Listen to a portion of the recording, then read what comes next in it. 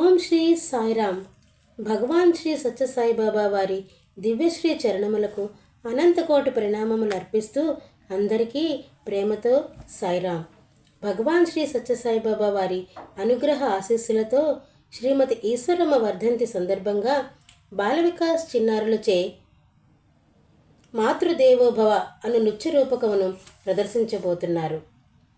జాలిగుండెగల తల్లి, సుగుణాల కల్పవల్లి శ్రీమతి ఈశ్వరమ్మను మాతృదేవతగా ఎన్నుకొన్న శ్రీ సత్యసాయి పరమాత్మని చరణ కమలములపై సమర్పణము.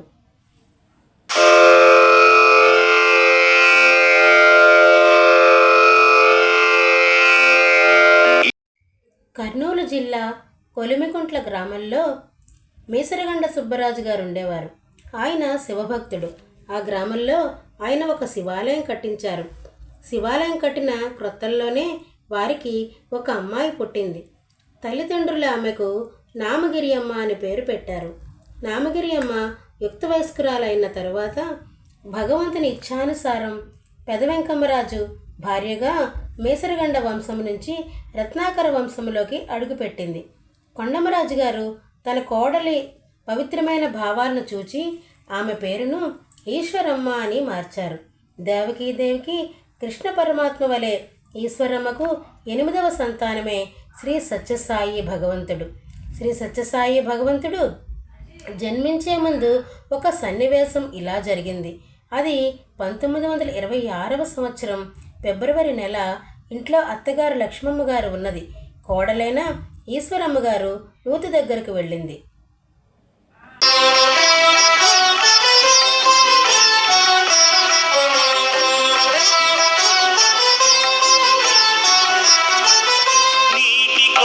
పెరటిలోని నూతి కడకు వెళ్ళింది. ఆమె నీరు తోడుతూ ఆకాశాన చూసింది. నీటి కొరకు పెరటిలోని నూతి కడకు వెళ్ళింది. ఆమె నీరు తోడుతూ ఆకాశాన చూసింది. నీలమైన గోడమొకటి నింగి నుండి మెరుస్తూ గిరగిరమని వచ్చి ఆమె ఉదరము జొచ్చింది.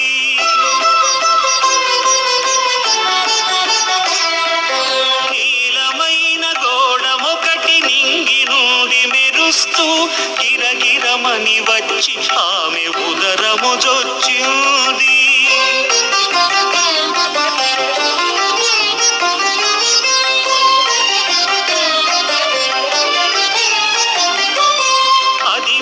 పండితులంతా ఆశ్చర్యం పొందారు. ప్రాచీనపు శాస్త్రాలను పరిశీలన చేశారు.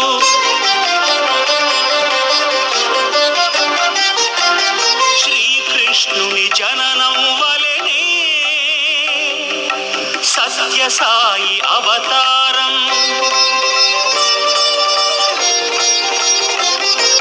శ్రీకృష్ణుని జననం వలెనే సత్యసాయి అవతారం. ప్రసవ రీతి కాదు కాదు ప్రవేశమేనన్నారు. ప్రసవ రీతి కాదు కాదు ప్రవేశమేనన్నారు.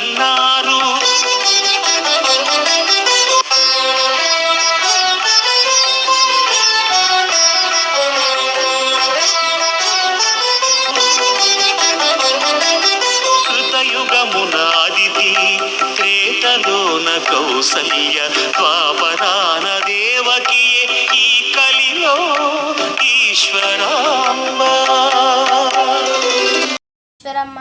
ఈశ్వరమ్మ చెప్పు సుబ్బమ్మ. రేపు మా ఇంట్లో సత్యనారాయణ స్వామి వ్రతం జరుగుతుంది. నువ్వు పిల్లలు వచ్చి ప్రసాదం తీసుకొని వెళ్ళండి. సరే సుబ్బమ్మ.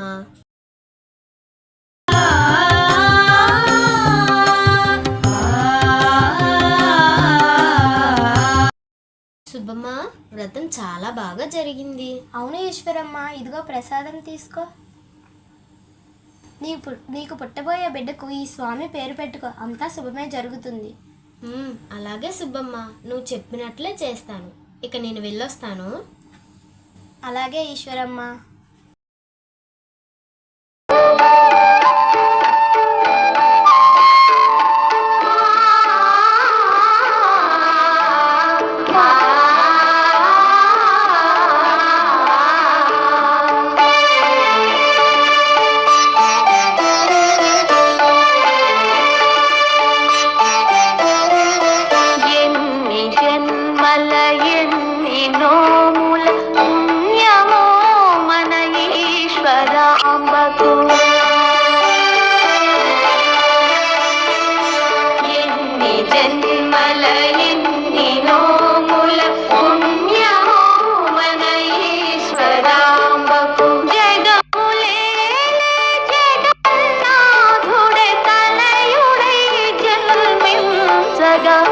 ముజ్జగములే హర్షింపగా జగములే జగన్నాథుడే తనయుడై జన్మించగా ముజ్జగములే హర్షింపగా ఎన్ని జన్మల ఎన్ని నోముల పుణ్యమో మన ఈశ్వరాంబకు ఎన్ని జన్మల ఎన్ని నోముల పుణ్యమో మన ఈశ్వరాంబకు.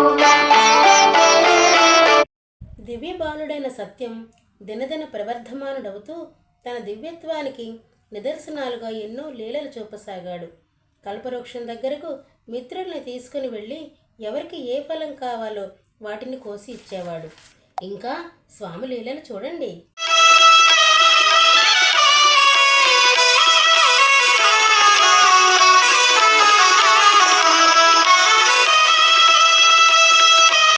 సత్యం సత్యం నాకు లడ్డు కావాలి సత్యం. అలాగే. నాకు మైసూర్ పాకం కావాలి సత్యం. సరే ఇగో.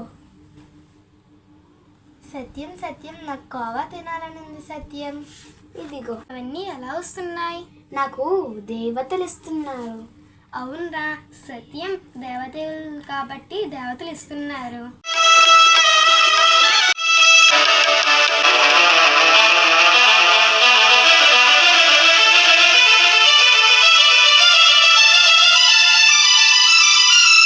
సత్యం, నువ్వు దెయ్యానివా భూతానివా? నేను దేవుడిని. నాకు ఇప్పుడే దృష్టాంతం కావాలి. ఇదిగో మల్లె పువ్వులు.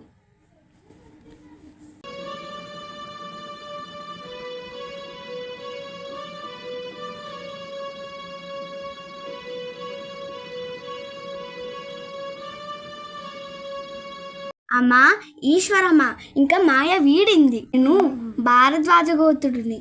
నన్ను నా భక్తులు పిలుస్తున్నారు. లోకంలో బాధ తొలగించడానికి నేను వెళ్ళాలి.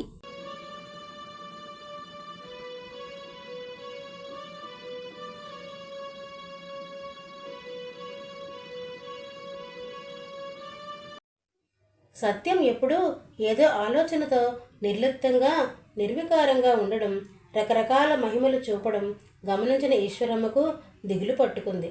ఒకవేళ తన కుమారుడు అందరినీ వదిలిపెట్టి ఏ హిమాలయాలకో ఏ కొండ గుహలకో చెప్పకుండా వెళ్ళిపోతాడేమోనని ఆ తల్లి ఎంతో ఆందోళన చెందింది. అందుకని ఒక రోజున ఈశ్వరమ్మ సత్యం దగ్గరకు వచ్చి ప్రేమతో ఇలా అన్నది. బాబూ సత్యం,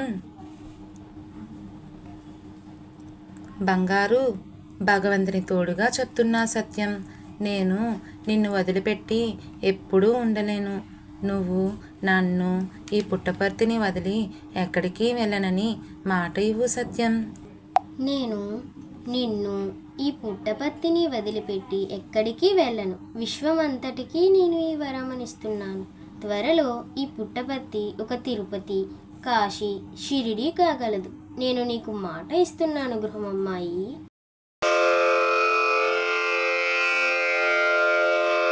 దయాగుణం కలిగిన మన ఈశ్వరమ్మ గారు భక్తుల వెన్నవంచుకున్న కోరికలను స్వామివారికి తెలియపరచడానికి మధ్యవర్తిగా వ్యవహరించేవారు.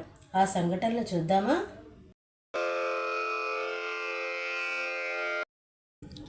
అమ్మా ఈశ్వరమ్మ, సత్యం గారు జరిగేది జరగబోయేది అంతా చెప్పేస్తున్నారు. నీకు తెలుసు కదా, మా మనవుడికి 6 సంవత్సరాలైనా మాటలు రాలేదు. ఏం సీత, నువ్వేమైనా చెప్తావా? నా బాధ ఏంటో మీకు కూడా తెలుసు కదమ్మా. నా కూతురికి పెళ్ళయి 5 సంవత్సరాలైనా దాని కడుపున ఒక కాయ కూడా కాయలేదు. నాకు మనవడు పుట్టే భాగ్యం ఉందో లేదో అని. సత్యాన్ని అడగమంటావు అంతేనా? మనం ఇన్నాళ్ళు కోరికల కోసం ఆ గుడి ఈ గుడి తిరిగాం, కానీ ఇప్పుడు ఆ దేవుడే ఇక్కడ ఉన్నాడు. ఏం జరుగుతుందో కొంచెం అడిగి చెప్పవా? సహాయం కోరే వారికి కాదు అనే స్వభావం కాదు నాది. సత్యం గురించి మీ అందరికీ తెలిసిందే కదా. త్వరలోనే ఒకరోజు సత్యంతో మాట్లాడి మీ అందరికీ సమాధానం చెప్తాను.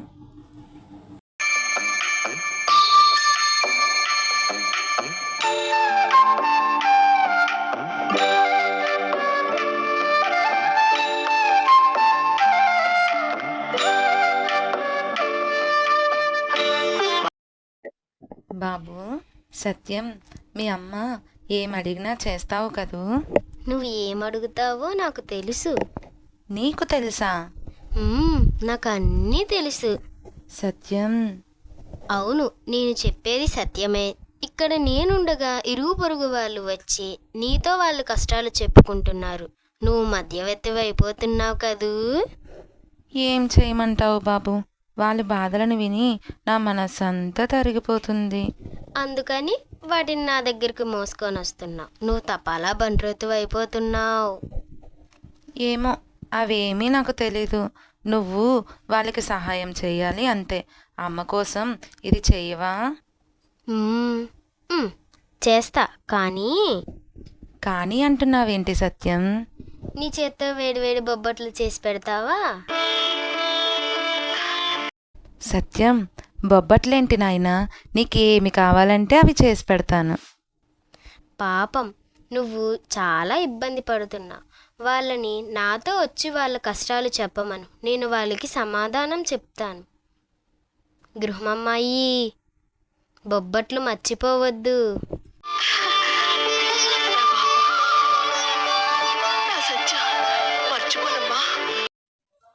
కాలక్రమేణా స్వామి దివ్యత్వం అభివృద్ధి చెందుతూ ఉండగా మన ఈశ్వరమ్మ గారు ప్రజా శ్రేయస్సు కోసం 3 కోరికలు కోరారు. ఒకరోజు స్వామి భోజనం చేస్తూ ఉండగా,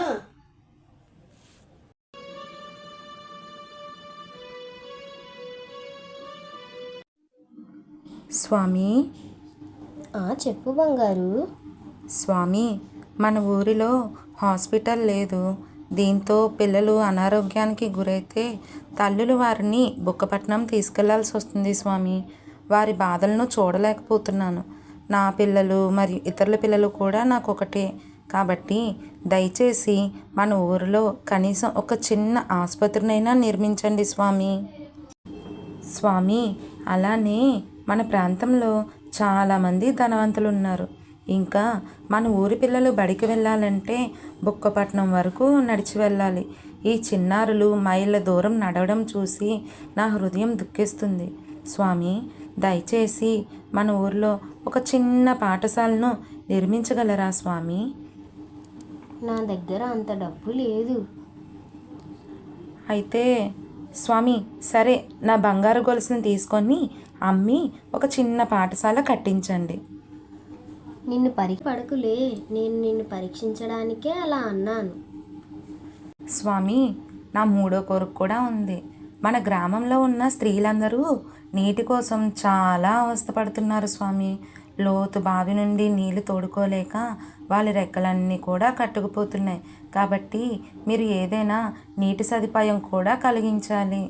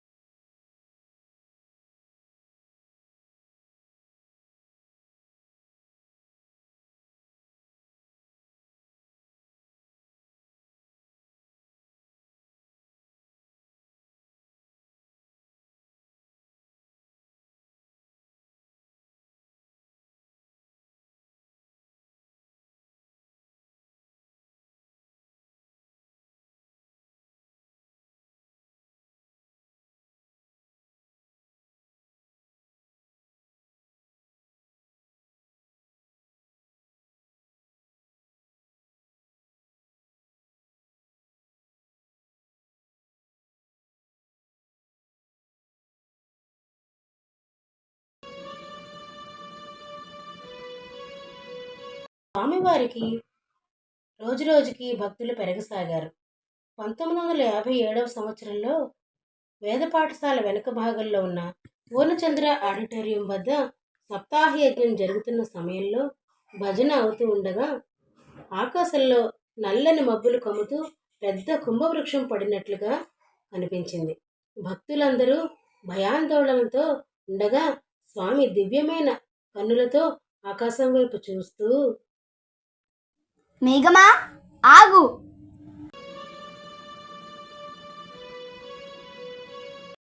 ఇదిగో విన్నావా, స్వామి ఆకాశంలో తిరుగుతారంట. అవునా అవునా? శుభమా శుభమా ఏంటి ఈశ్వరమ్మ? శుభమా, ఈ స్వామి ఉన్నారే, ఆ స్వామి ఆకాశంలో తిరుగుతారంట శుభమ్మ. ఏడైనా పడితే ఎట్లా శుభమ్మ? పద మనం వెళ్ళి చెప్దాం. స్వామి, నువ్వు ఈ పుట్టపర్తిలోనే ఉండు, ఏమైనా చెయ్యి, కానీ ఆకాశంలోకి మాత్రం పోవద్దు అని చెప్దాం. అయ్యో ఈశ్వరమ్మ, స్వామి భగవంతుడు కదా, ఆయన ఆకాశ మార్గంలోనే సంచరిస్తారు కదా.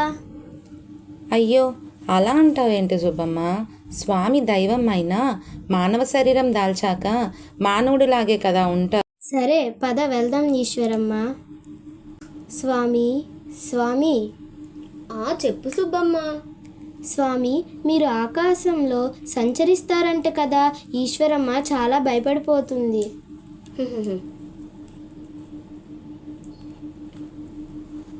బంగారు, ఆకాశంలో సంచరించడం అంటే కింద పడిపోవడం అంటూ ఏమీ ఉండదు. మీరే కదా ముందు ముందు చూస్తారు ఏం జరుగుతుందో అని.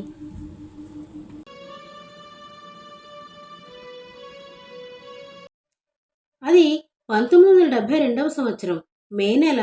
బెంగళూరులో వేసవి తరగతులు జరుగుతున్నాయి. ఈశ్వరమ్మ కూడా అక్కడే ఉంది. ఒకరోజు రాత్రి ఆమెకు తీవ్రంగా జ్వరం వచ్చి ఎంతో బాధపడింది. ఆ రోజు రాత్రి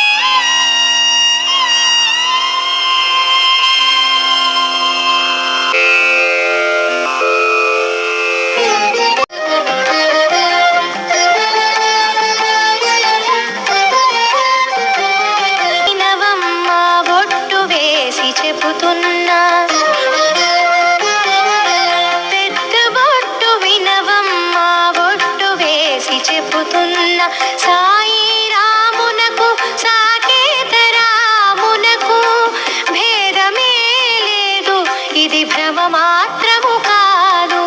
భేదమే లేదు, ఇది భ్రమ మాత్రము కాదు. పెద్ద బొట్టు వినవమ్మ, బొట్టు వేసి చెబుతున్నా.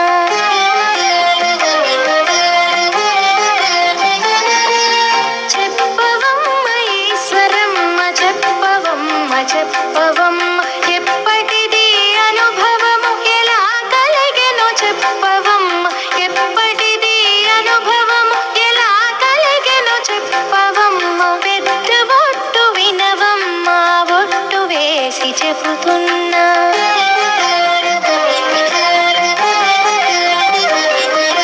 నిన్న రాత్రి జ్వరముతోటి నిద్రలేక నేనుంటే చింతకు ఏ తెంచి స్వామి చింత తీర్చినాడు. చింతకు ఏ తెంచి స్వామి చింత తీర్చినాడు. పెద్ద బొట్టు వినవమ్మ, బొట్టు వేసి చెబుతున్నా. చెప్పవమ్మ ఈశ్వరమ్మ, చెప్పవమ్మ, చెప్పవమ్మ.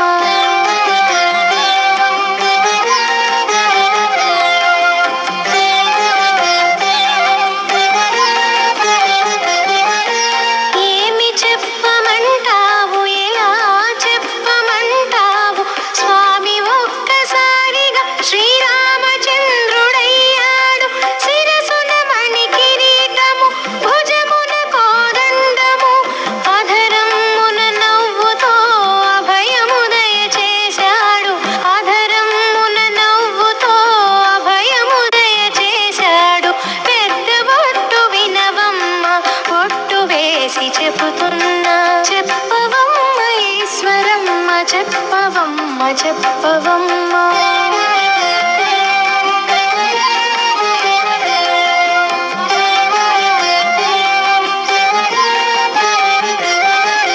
కోటి సూర్యకాంతులున్న కోదండ రాముడు సత్య సాయిగా మరలా సాక్షాత్కరించాడు. సత్య సాయిగా మరలా సాక్షాత్కరించాడు. ధన్యురాలవమ్మ ఓ ఈశ్వరుని అమ్మ, రామ దర్శనం పొందిన రమణీ మణివమ్మ. రామ దర్శనం పొందిన రమణీ మణివమ్మ. ధన్యురాలవమ్మ ఓ ఈశ్వరుని అమ్మ, ధన్యురాలవమ్మ ఓ ఈశ్వరుని అమ్మ. ఈశ్వరమ్మ ఆత్మజ్యోతి శ్రీ సత్యసాయి పరంజ్యోతిలో కలవబోతుందనడానికి ఆ సన్నివేశం సంకేతమేమో అనిపిస్తుంది. మే 6వ తేదీ సూర్యోదయం వేళ మాతృశ్రీ ఈశ్వరమ్మ శుచి అయి వరండాలో కూర్చుని ఉంది.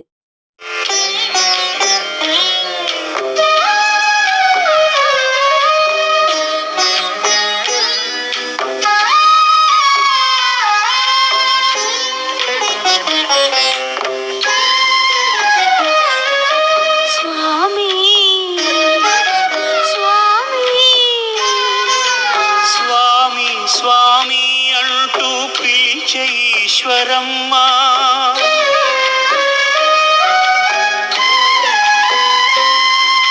స్వామి స్వామి అంటూ పిలిచే ఈశ్వరమ్మ.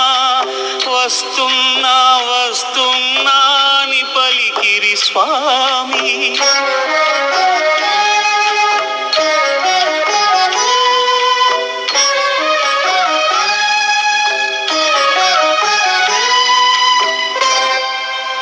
ఒక్క క్షణములో మోక్షము పొందినదా తల్లి.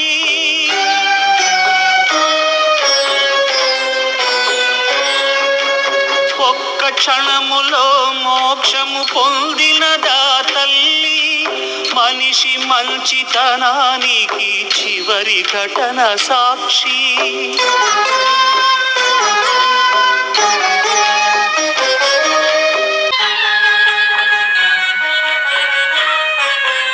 అదే మనకు ఈశ్వరాంబ అందించే ఆదర్శం.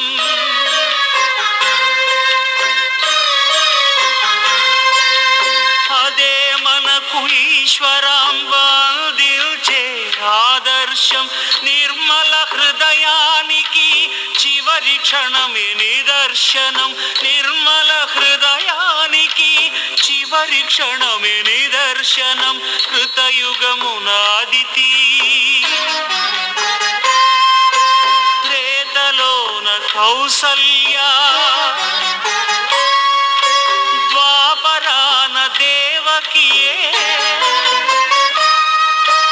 ఈ కలిలో ఈశ్వరాంబ ఈ కలిలో ఈశ్వరాంబ ఈ కలిలో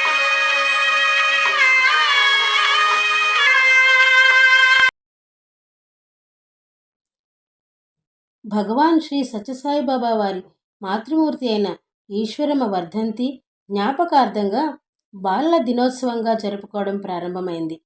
మనిషికి మొదటి గురువు తల్లి అని సత్యసాయిబాబా వారు అసంఖ్యాక సార్లు చెప్పారు. తల్లి ఈశ్వరమ్మ ఆదర్శ తల్లికి నిదర్శనం. మే 6న ఈశ్వరమ్మ గారి వర్ధంతిని స్మరించుకుంటూ ప్రపంచవ్యాప్తంగా బాల వికాస్ చిన్నారులు వారోత్సవాలుగా జరుపుకుంటున్నారు.